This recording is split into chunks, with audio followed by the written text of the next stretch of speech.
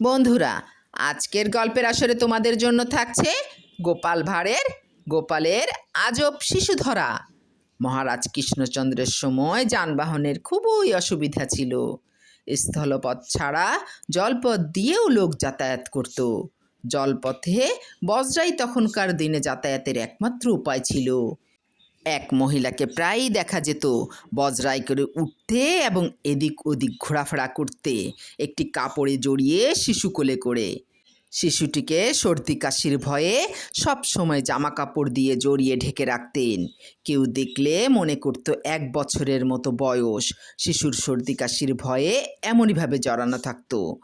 গোপাল মাঝে মাঝে পথে বেড়াতে গিয়ে এই ভদ্র মহিলাকে দেখত এবং মনে মনে শিশুটির কথা ভাবত। একদিন কথা প্রসঙ্গে গোপাল মহারাজকে এই মেয়েটির কোলের শিশুটির ব্যাপারে তার সন্দেহের কথা খুলে বলল। তখনকার দিনে দেশে প্রচুর চুরি ডাকাতি হতো। চুরি করা মালপত্র সেই সব জলপথে পাচার হয়ে যেত অন্য জায়গায়। একদিন হঠাৎ সেই মেয়েটির সঙ্গে বজরায় দেখা। অমনি গোপাল ও তার সঙ্গীরা মেয়েটিকে কোলের শিশু দেখাতে বলে।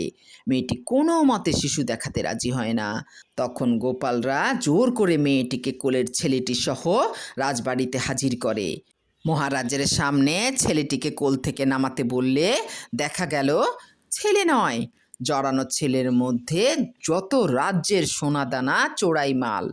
বুদ্ধি ও সাহসের বলে চোর ধরার জন্য ও দেশের অনেক উপকার করার জন্য মহারাজ গোপালকে অনেক পুরস্কার দিলেন।